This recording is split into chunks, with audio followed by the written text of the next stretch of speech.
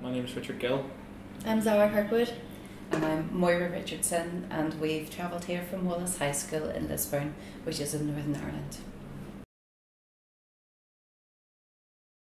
Well, I first heard about Asha about 3 years ago.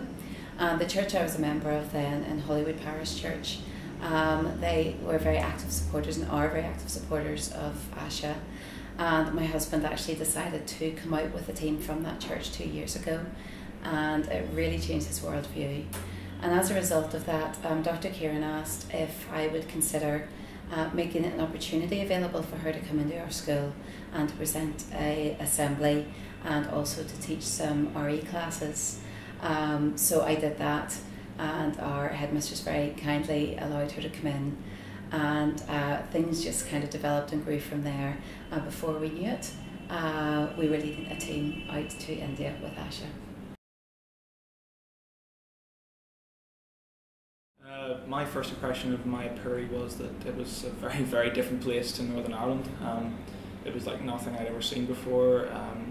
There were some very heartbreaking scenes with some very young children who were playing and walking around beside open sewer pits, and that really affected me, and it was a real shock of an experience, I thought. It really makes you realise how lucky you are when you see that they have nothing, but the first thing I noticed about it was the colour that they made from nothing. And the thing about Mayapuri that will stick with me is how happy the people are just from the opportunities that they have gotten through Asha, and how proud they are to be from where they're from, and it's really amazing and inspiring. I think my first impressions were maybe slightly different. I had looked at a lot of footage and photographs of Mayapuri and also of Zakira slum, where the team from Hollywood had been. And I was surprised whenever we arrived, because we came straight into the square where the Asha Centre, Resource Centre is in Mayapuri. And it was actually the day after Diwali, and so it meant it was a holiday, so there weren't many men out working. There were a lot of children around that were very happy because they weren't at school that day, and there was a great big cricket match going on outside at the square of the Resource Centre as well, and there were so many people around cheering, and we went out and watched as well, and they were so protective of us. Poor Richard took a ball in the arm, but they couldn't have been more lovely to us.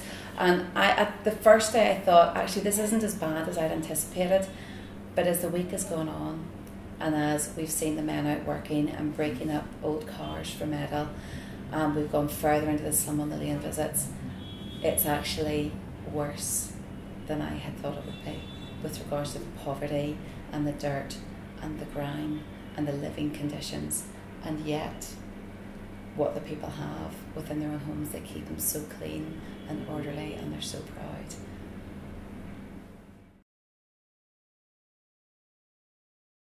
I was involved in helping out with the arts and crafts with the children. On the first day we made loom bands, which they absolutely loved. I was surprised at how they loved just making something from their own, and just they were so generous. When they made something, they'd give it to you. They wanted you to have it and share the joy of them being able to make something. We made elephant masks with them, which they loved. They thought they were hilarious, and they absolutely adored the photographs. We brought a Polaroid camera out with us, so we were able to take photographs of them, and they made photo frames from it with glitter and pipe cleaners and everything colourful, and they were so happy to be able to take home a photograph of themselves to hang up in their house, and it was just really, really amazing and just so heartwarming to watch. I was involved with English teaching, and the first thing that struck me whenever I walked into the classroom was just how eager every single one of the children that we were working with was to try and learn English. They really did believe that it would be important for their future, and we covered quite a lot.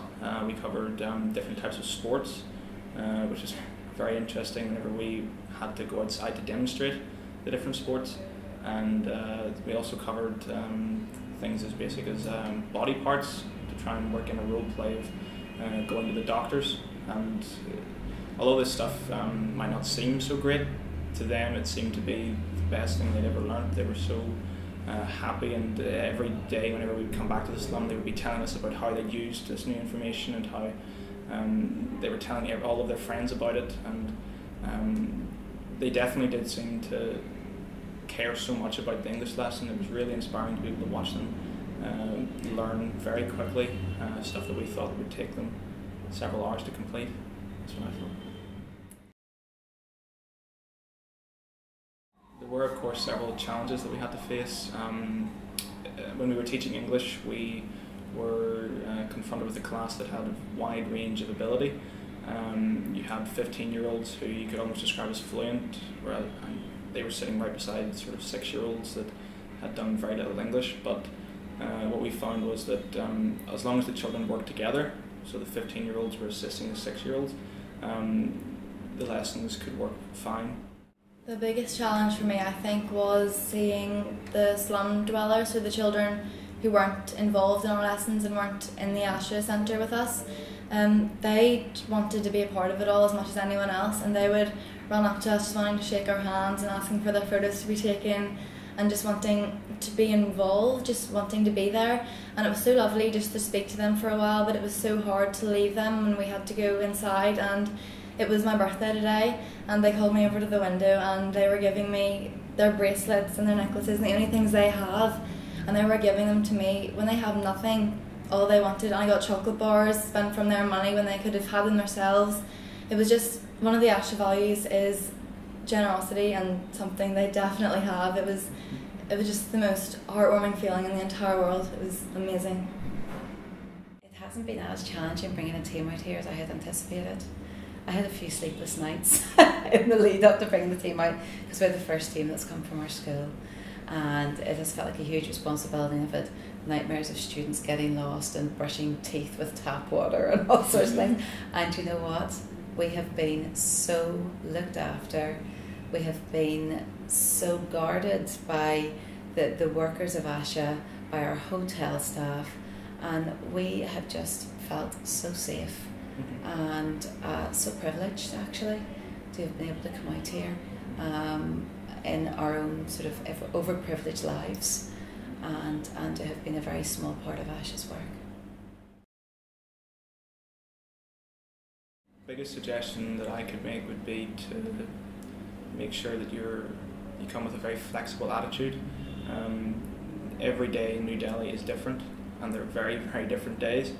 You could be with the same group of people. We were with the same group of people for 4 days, and yet we didn't have one day that anything ever happened that was the same. Things might be badly organised on your part. You might think that they're badly organised, but as long as you bear in mind that the children want to help, they want to help you, they want to make the best out of their lesson, and even with regards to witnessing some of the poverty, just be aware that there will be poverty, but there will also be so much love and so much hope that will be in the eyes of so many people that you'll meet. Just remember those two things, and I think you'll be fine. Richard mentioned badly organised. I think it's really important to spend a lot of time before you go to India to make sure that you've got each section of your lessons completely sorted. If it's English teaching, you know what lessons you're going to be doing, you know what arts and crafts you're going to be doing, what songs you're going to sing, because for the children, they don't want to be standing around while you twiddle your thumbs and don't know what to do. You need to be so enthusiastic, and that alone will make them so happy, just to know that you're so interested in playing with them and teaching them, and you just really need to be organised.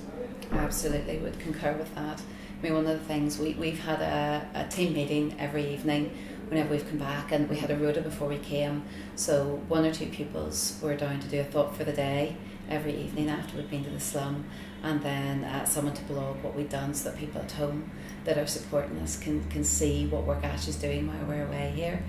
And that alone has taken a bit of organisation, just getting all of those things ready to bring out with us. But these girls that did the arts and crafts worked so hard. They created murals before they came out and put them onto tracing paper. They organised all of the different craft and arts activities. We bought all the materials back in Ireland. We split up the weight allowance, so we had about this much room in our case for our own stuff, and the rest was stuff to do activities, arts and crafts, t-shirts that people had donated to give to the children, ducks from Hastings hotels that had been donated, little rubber ducks, little gifts to give to the children, and organisation, but also take a risk. Do you know, some schools perhaps might say it's too risky a thing to do for a school team. Do you know what? Life without risk is very, very boring.